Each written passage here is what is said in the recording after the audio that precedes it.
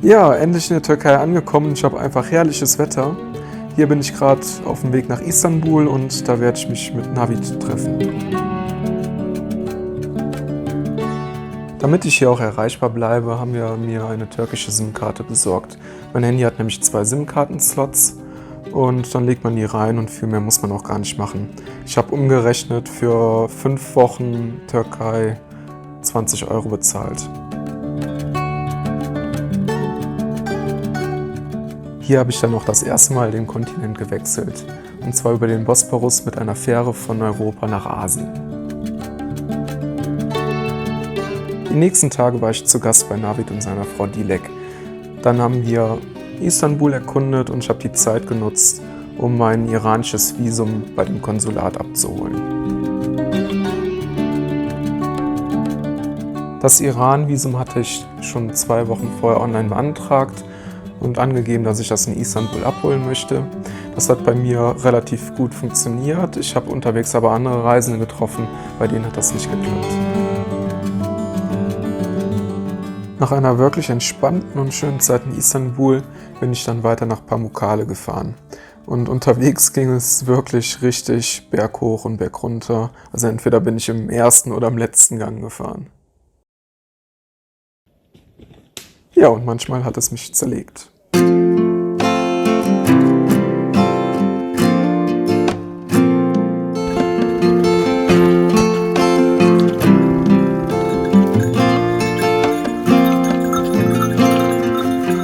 Nach ein paar anstrengenden Tagen bin ich dann endlich in Pamukkale angekommen. Was soll ich sagen, ich war einfach sprachlos. Die weißen Kalksteinterrassen waren einfach der Hammer.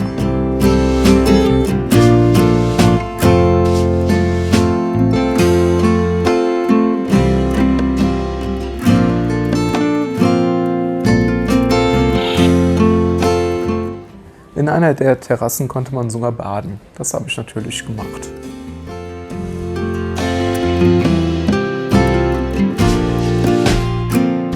Natürlich bleibt man auch hier oben, um einen schönen Sonnenuntergang sehen zu können. Das heißt, in der Zwischenzeit habe ich dann ein bisschen die Ruinen und das Theater besucht.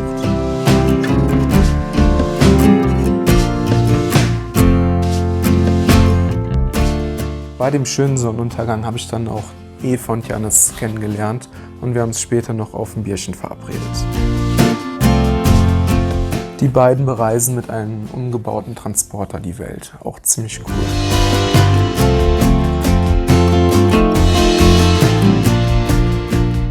Die Zeit zwischen Pamukkale und Kappadokien ging super schnell vorbei und ich hatte ein paar super Stellen zum Campen gefunden.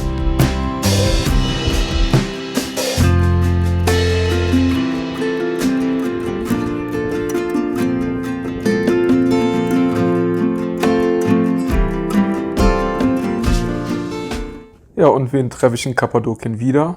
Ja, Eva und Jannis.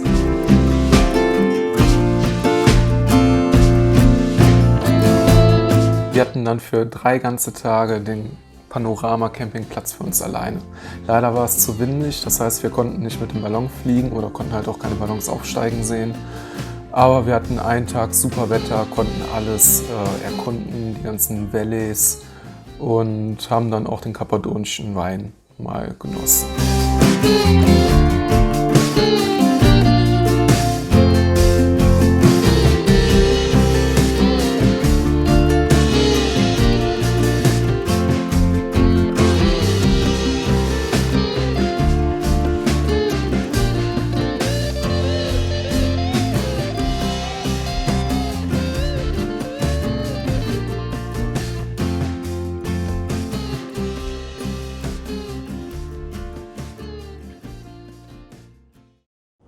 Hey, hallo! Ich mache jetzt mal eine kleine Pause, das wollte ich euch mal zeigen und auch mal, wie ich den Kram an meinem Fahrrad befestigt habe. Wie man sieht, habe ich gerade Sonne. Ich habe richtig Glück, denn an jedem Horizont sind Wolken zu sehen, nur über mir die ganze Zeit Sonne. Ich habe die ganze Zeit auch Rückenwind und ich glaube, ich fahre einfach dem Regen gerade davon. Und ja, ich habe richtig Glück heute. Ja, also die Seitentaschen, die sind verdammt gut. Hier sieht man, habe ich hier links einen Multivitaminsaft.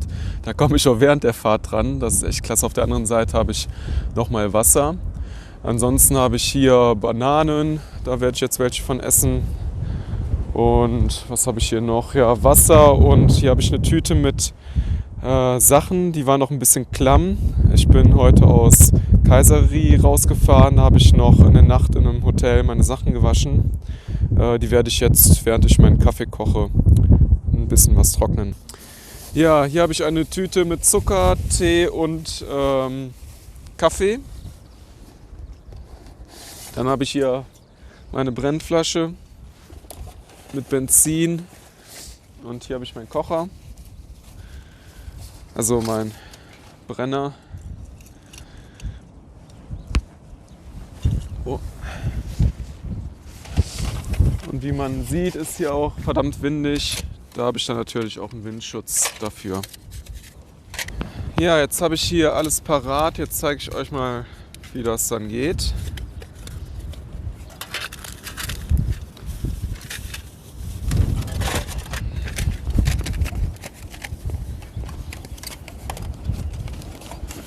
Wie gesagt, es ist wirklich windig hier. Normalerweise suche ich mir noch einen anderen Platz, aber irgendwie habe ich heute nichts Vernünftiges gefunden, wo ein bisschen windstill ist.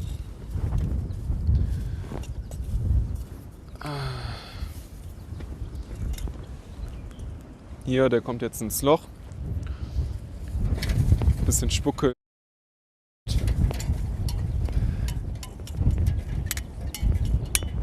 So. Jetzt muss man dann halt ein paar Mal pumpen.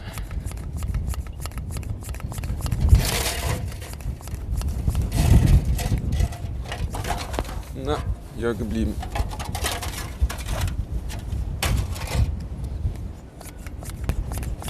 So, das müsste auch reichen.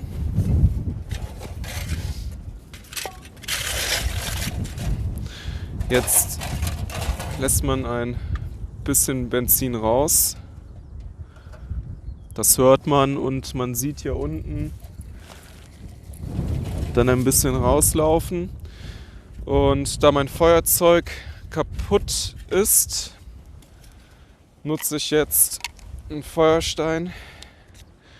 Hier, das klappt wunderbar.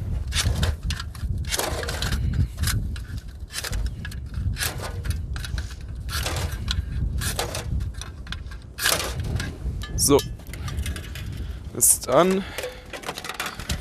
Windschutz.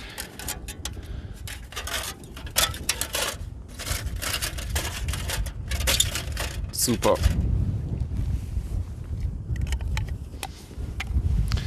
Jetzt muss man ein paar Sekunden warten, bis die große Flamme weg ist, und dann kann man ein bisschen nachregulieren, damit man nachher so eine schöne blaue Flamme sieht.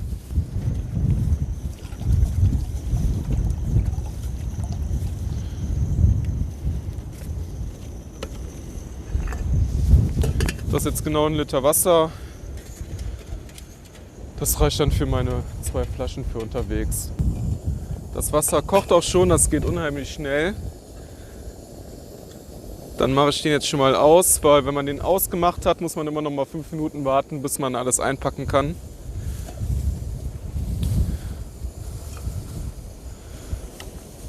Und dann fülle ich das jetzt ab. Da geht meistens immer ein bisschen was daneben. Manchmal auch über die Finger, was nicht so cool ist.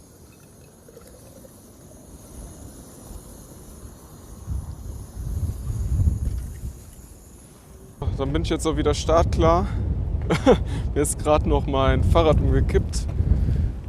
Ich glaube, das muss ich doch besser machen mit meinem Ständer. Naja, kümmere ich mich, glaube ich, später darum, wenn ich mein Zelt aufgebaut habe.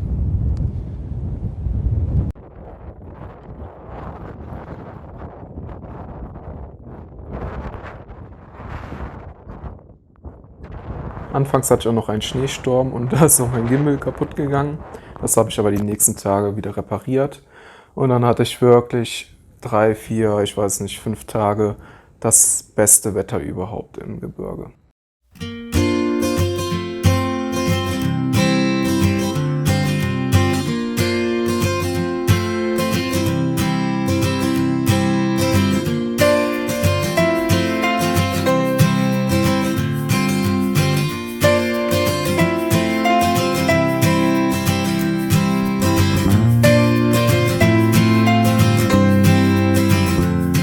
Panorama und die Abfahrten waren einfach genial.